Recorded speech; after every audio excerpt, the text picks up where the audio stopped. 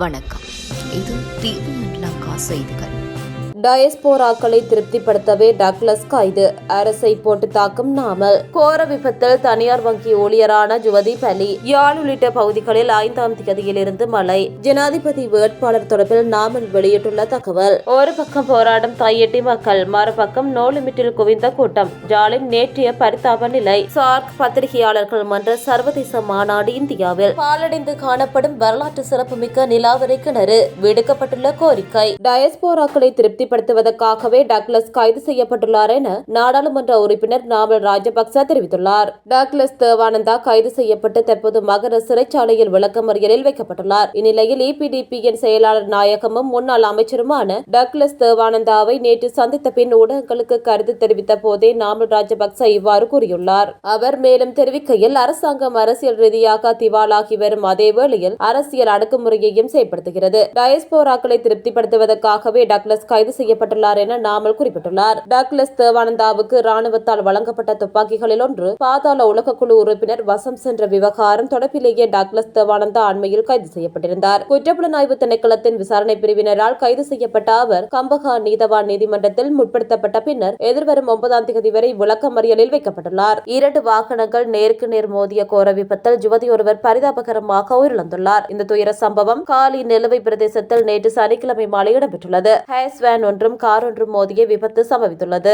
இதன்போது காரை செலுத்தி சென்ற 26 வயது யுவதி சம்பவ இடத்திலேயே உயிரிழந்துள்ளார். தனியார் வங்கியொன்றில் பணியாற்றும் மேற்படி யுவதி வேலை முடிந்து வீடு திரும்பும் வழியிலேயே விபத்தில் சிக்கியுள்ளார். ஹேஸ் வேனின் சாரதி காயங்களுடன் வைத்தியசாலையில் சிகிச்சை பெற்று வருகின்றார். 2 வாகனங்களிலும் சாரதிகளை தவிர வேறு எவரும் பயணிக்கவில்லை என்று தெரிவித்த காவல்துறையினர் விபத்து தொடர்பில் விசாரணைகளை மேற்கொண்டு வருகின்றனர். ஜனவரி 5ஆம் தேதியிலிருந்து எதிர்வரும் நாட்களில் வடக்கு கிழக்கு மற்றும் ஊவா மாகாணங்களில் மழை நிலைமை அதிகரிக்கும் என எதிர்பார்க்கப்படுவதாக வளிமண்டலவியல் திணைக்களம் எதிர்வு கூறியுள்ளது. குறித்த விடயத்தை வளிமண்டலவியல் திணைக்களம் இன்று வெளியிட்டுள்ள அறிக்கையில் குறிப்பிட்டுள்ளது. கிழக்கு மற்றும் ஊவா மாகாணங்களிலும் பொலனறுவை, மாத்தளை மற்றும் நுவரெலியா மாவட்டங்களிலும் அவ்வப்போது மழை பெய்யக்கூடிய சாத்தியம் காணப்படுகின்றது. வடக்கு மாகாணத்திலும் அனுராதபுரம் மற்றும் ஹம்பாந்தோட்டை மாவட்டங்களிலும் பல தடவைகள் மழை பெய்யும் என எதிர்பார்க்கப்படுகின்றது.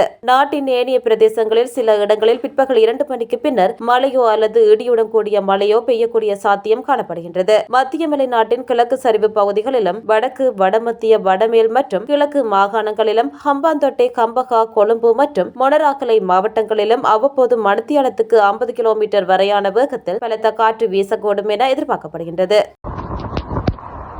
ஜனாதிபதி தேர்தலுக்கு நாம் அஞ்சவில்லை. ஸ்ரீலங்கா பொதுஜன பெரமுனவின் ஜனாதிபதி வேட்பாளர் யார் என்பது உரிய நேரத்தில் அறிவிக்கப்படும் என அந்த கட்சியின் தேசிய அமைப்பாளரும் நாடாளுமன்ற உறுப்பினருமான நாமல் ராஜபக்ச தெரிவித்துள்ளார். ஊடகங்களிடம் கருத்து தெரிவிக்கும் போதே அவர் இந்த விடயத்தை கூறியுள்ளார். அவர் மேலும் தெரிவிக்கையில், ஜனாதிபதி தேர்தலை எதிர்கொள்ள நாம் எந்த நேரத்திலும் தயாராக இருக்கின்றோம். ஸ்ரீலங்கா பொதுஜன பெரமுனவின் ஜனாதிபதி வேட்பாளர் தொடர்பில் விரைவில் முறைப்படியான அறிவிப்பு வெளியிடப்படும் என குறிப்பிட்டுள்ளார். அதேவேளை அம்பாந்தோட்டையில் இருந்தாலும் கொழும்பில் இருந்தாலும் எமது கட்சிக்கு ஆலோசனையை வழங்கி கட்சியை மஹிந்த ராஜபக்ச திறம்பட வழிநடத்துவார் எனவும் குறிப்பிட்டுள்ளார். யாழ்ப்பாணத்தில் தமது நிலங்களை மீட்க தையிட்டி மக்கள் இன்றும் போராட்டம் நடத்தி வரும் நிலையில் மறுபக்கம் நோ லிமிட்டில் குவிந்த மக்கள் கூட்டம் தொடர்பில் சமூக வலைதளங்களில் பேசுபொருளாகியுள்ளது. தமது பூர்வீக நிலங்கள் ஆக்கிரமிக்கப்பட்டு பௌத்த விகாரை அமைக்கப்பட்டமை தொடர்பில் தையிட்டி மக்கள் ஒவ்வொரு பௌர்ணமி தினத்திலும் போராட்டம் நடத்தி வருகின்றனர். அந்த வகையில் நேற்று தையிட்டியில் மக்கள் போராட்டம் இடம்பெற்று வரும் நிலையில் பெருமளவு போலீசார் அங்கு குவிக்கப்பட்டுள்ளனர். தையிட்டி மக்கள் போராட்டத்துக்கு வலுச்சேர்க்கும் வகையில்